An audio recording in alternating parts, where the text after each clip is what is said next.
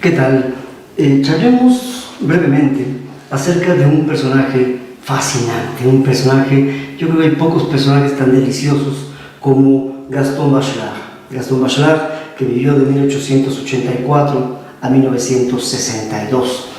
En alguna ocasión, ya no recuerdo en dónde, pero leía alguna frase que decía de Gaston Bachelard que era un verdadero pensador republicano. Es el calificativo que empleaba. Bueno, voy a tratar de justificar en esta breve cápsula ese apelativo. Pues a Gaston Bachelard se le suele considerar como un filósofo de la ciencia y de la poesía. Sin embargo, sus aportaciones más ricas se encuentran en el terreno de la epistemología. Ahora bien, a mí me interesa sacar a colación a Bachelard en el seno de la transdisciplina, precisamente debido a la enorme amplitud de sus intereses, ¿sí? Él se inspiró en los trabajos de Carl Gustav Jung, por ejemplo, ¿sí? E introdujo el concepto de psicoanálisis del conocimiento objetivo. Es un asunto interesante. La idea junguiana, de hecho, de obstáculo epistemológico llevó a Bachelard a descubrir que son los obstáculos afectivos en el universo mental del científico y del estudiante lo que constituyen el impedimento para progresar en el conocimiento de los fenómenos. Qué interesante este asunto. Es decir, para Bachelard no están separadas la ciencia de toda la vida afectiva de la persona humana, ¿sí? No son muchos los que han hablado de esto, se ve la ciencia como algo que es totalmente aparte de los seres humanos que han elaborado esas teorías científicas.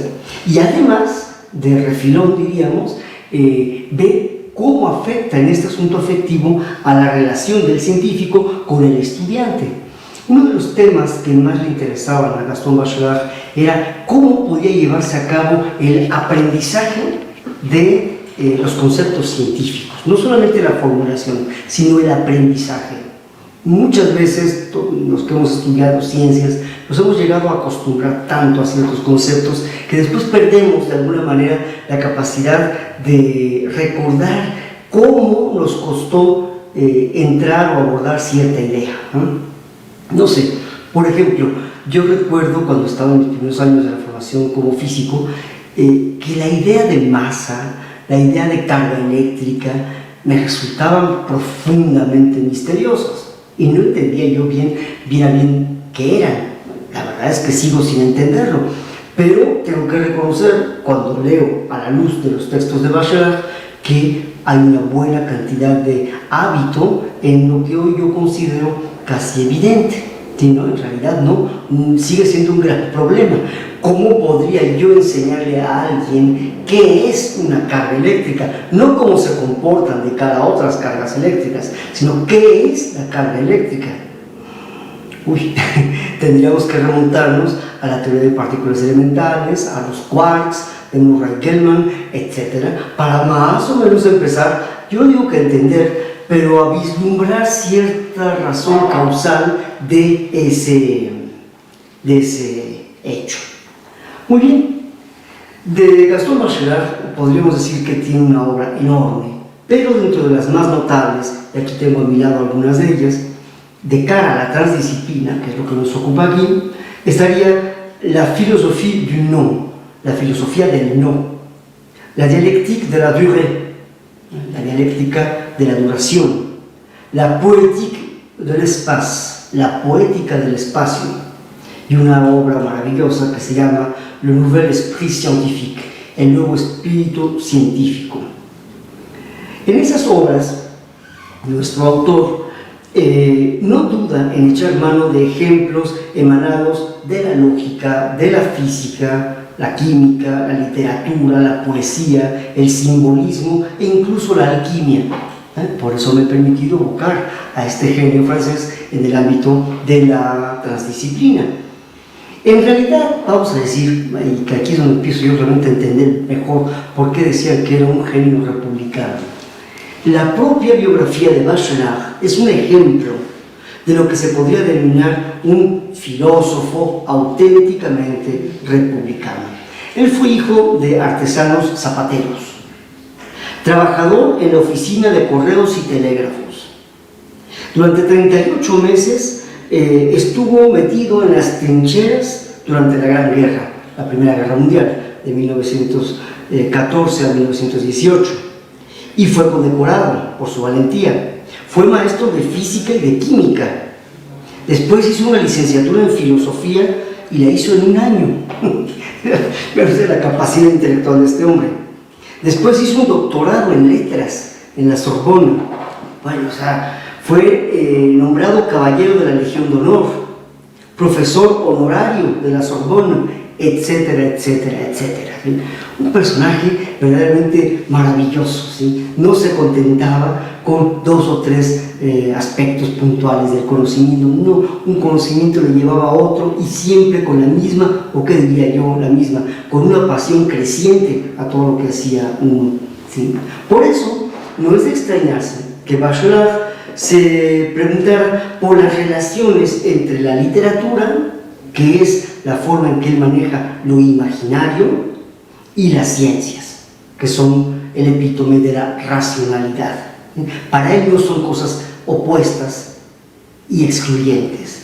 No puede haber verdadera racionalidad sin imaginación, pero tampoco puede haber una auténtica imaginación sin un grado de racionalidad, ¿sí? Porque estos dos principios tienen innegablemente aspectos conflictivos, pero también complementarios.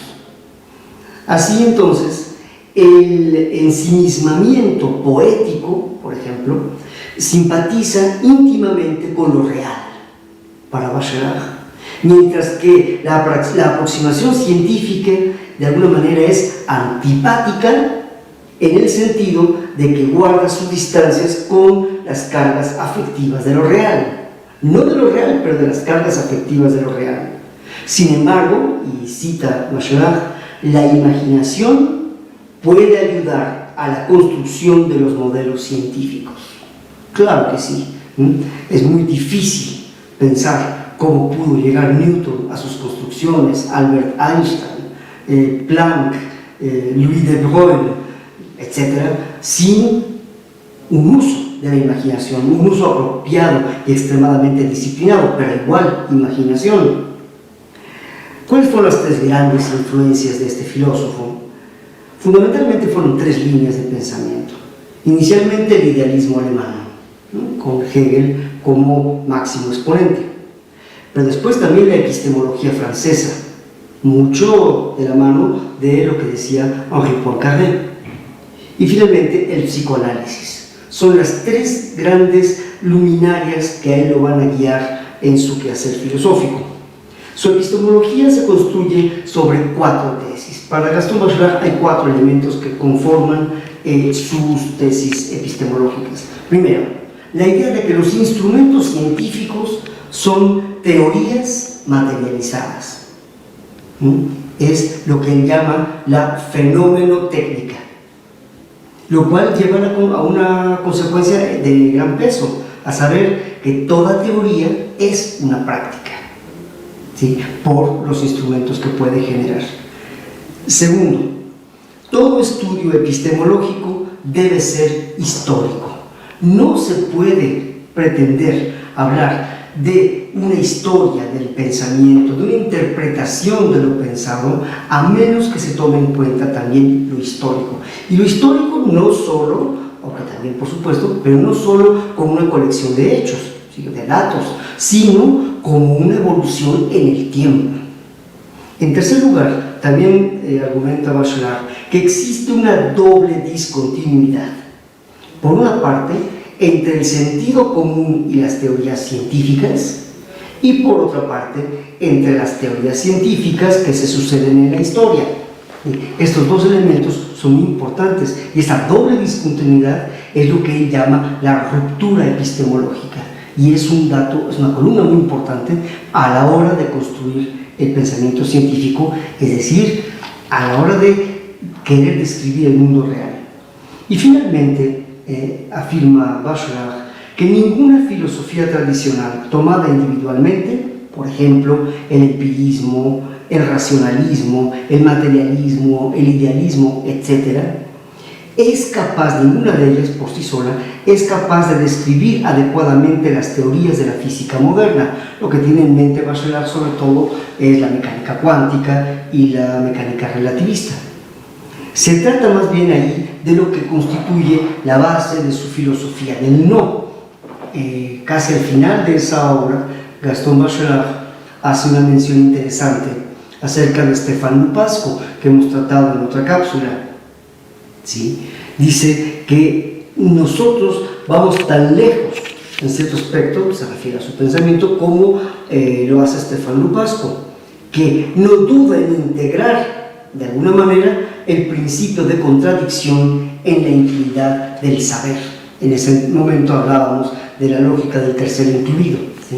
Bueno, pues bien, en el caso de Gaston Bachelard, a decir de Jean-Louis Lemoine, que hemos tratado en otra cápsula, Bachelard es uno de los precursores del constructivismo epistemológico, del cual Lemoine es uno de los más altos exponentes. Termino este pequeño periplo sobre Bachelard mencionando 3 frases suyas que son de una enorme belleza. La ciencia es la estética de la inteligencia. Es una frase que puede parecer más bella que profunda. Bueno, no, tiene una enorme profundidad, ¿sí? Hace eco de una manera, me parece, muy justa a lo que Poincaré decía acerca de las matemáticas, que o eran bellas o ni siquiera eran matemáticas. Decía también Bachelard que comprendemos la naturaleza resistiéndola. Interesante. Es una cosa que después va ampliamente a desarrollar Edgar Morin, ¿sí? Cuando habla no solamente de que el cambio es el elemento fundamental a la hora de hablar de evolución, dice Morin que también es fundamental la resistencia al cambio. Si solo hay cambio, pues entonces nada permanece y no podemos entonces considerar ninguna cuestión que se pueda construir. Más bien tendríamos que hablar de que el cambio se debe acompañar de la resistencia al cambio. Y lo mismo, si solo hubiera resistencia al cambio, bueno, pues simplemente nada cambiaría. Y finalmente afirma Bachelard que cuando se presenta a la cultura científica, el espíritu no es nunca joven. Es incluso muy viejo, pues tiene la edad de sus prejuicios. Es imposible hacer ciencia sin cierta montaña y en algunos casos, como el mío, cordilleras de prejuicios. Muchas gracias.